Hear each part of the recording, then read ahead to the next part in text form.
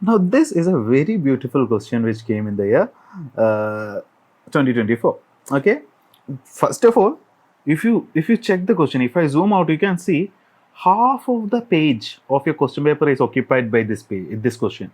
In fact, another one similar question occupy the remaining half. Okay, the question paper will be full, and only two questions in one entire page. Seeing something like that itself is very scary. Okay, and there are 2, 3, 4 pages like this in your year 2024. So, see, first thing which I have to tell you is that just because it looks so big doesn't mean it is that bad. Okay, so you have to learn to, anticipate this. Your enemy always will try to scare you. Okay, don't get scared just by the size of the question. Now, let's see why this problem is beautiful. A person buys three articles P, Q, and R for rupees 50. The price of article Q is 16, which is least. So let the price of these articles also be P, Q, and R. So person bought P and then Q and then R for 50 rupee. And the price of Q, this thing, price of Q is 16.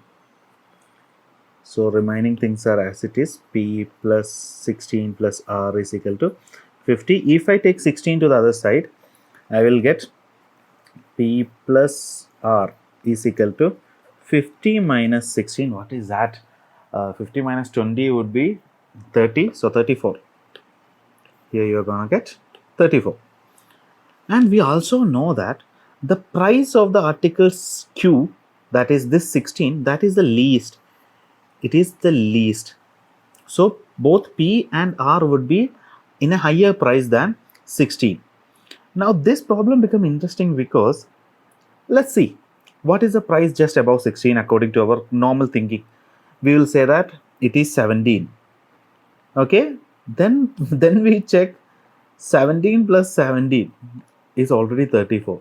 So you will be like, oh my god, the price of Q is 16, and if that is the least, then the price of P is 17 and R is 17. Very easy problem. You don't even need statements. Okay, but then you will go into the option. The question can be answered using one of the statement. The question can be answered by using either statements alone. The question can be answered using both the statement. Question cannot be answered. They never say that you can answer the question even without the statement. They doesn't say that.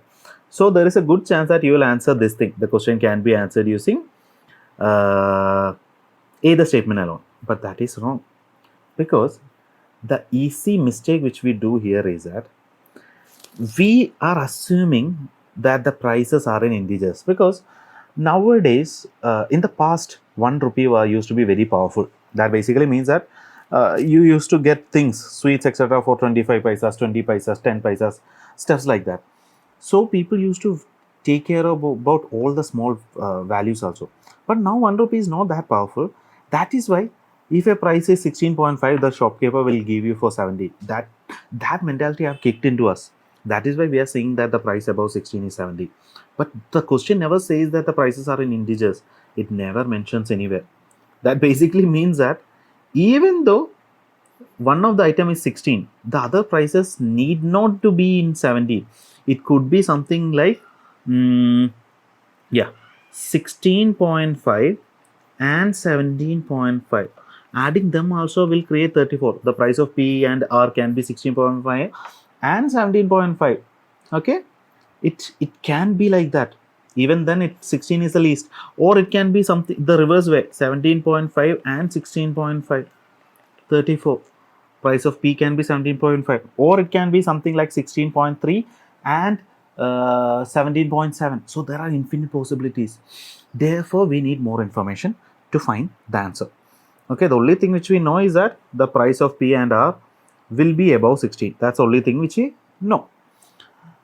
Now so the question which is asking is that what is the price of P? We don't know. We only know is that P plus R. This is the only thing which we know. P plus R is equal to 34. So we will go to the statement 1. According to statement 1, cost of P is not more than R.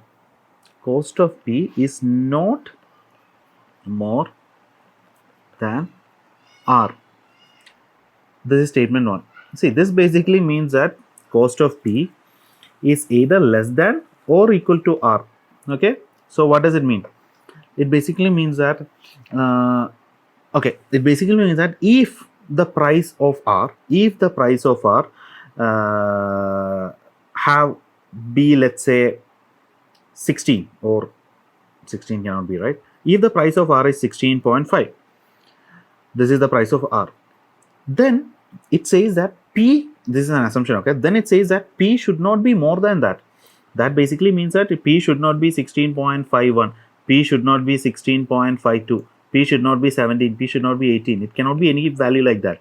But P can take the value 16.5, P can take the value 16.4, P can take the value 16.3, P can take the value 16.1, and so on. Okay, so it basically tells us that the price of P should be less than or equal to R. That is the only thing which we get from information statement 1. But even by using this alone, we cannot come to an answer. Why?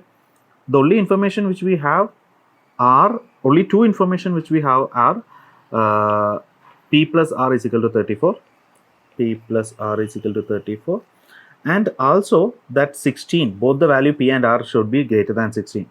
If we put this condition, P is less than or equal to R, then then we can say the values like 16.5, 17.5. This is a possibility. 16.3, 17.7 is a possibility, right? Let me just check. 16.3 plus 17.7 gives you 34. Yes. Or 16.1 and 17.9 is a possibility. In all these cases, P is less than R. P is less than R. P is less than R. It can also be 17 and 17, where P and R are equal. So many possibilities are there. So we cannot come to a conclusion. So therefore, we go into statement number 2. Statement number 2 says that cost of R is not more than P. Statement number 2 states that cost of R is not more than P. The same thing in the reverse way. Okay, that basically means that R is less than or equal to P. R is less than or equal to P. Again, if you check, there are infinite possibilities. It will be just like this. Copy. Should not have copied. Let it be. It basically means there are different possibilities for R plus P plus R. P plus R is equal to 34, right? R should be less than or equal to P. That basically means that P can be 17.5, R can be 16.5. It satisfies this condition, and also P and R both are greater than 16 also, because 16 is the least value, that is something else. Or it can be 17.3 and 16.7. So many different possibilities are there. It can also be 17 and 17 because equal to sign is also there. So using statement 2 also, though, too many answers are possible. Therefore, we have to use both the statements together. If we use both the statement together, okay, it basically means that P is less than or equal to R, R is less than or equal to P. This can only work. This can only work if P is equal to R. This is the only case where this is going to work. Okay, should I explain that more? I don't think so, or let's see. So basically it means that in the first case we found all these possibilities. In the second case we found all these possibilities. But if we combine them, the only thing which is common in both of them, are 17 equal to 17 and 17 equal to 17. Therefore, only one case is common in both of them. Therefore, 17 equal to 17A, P equal to Q. That is the only case where both the statements are satisfied, and that will be our answer. So we can answer this problem that price of P will be 17, but we need to use both the statements. So this is the answer. Question can be answered using both the statements together, but cannot be answered using any of the statement alone. That's it. Answer C. That's a very nice problem. Thank you.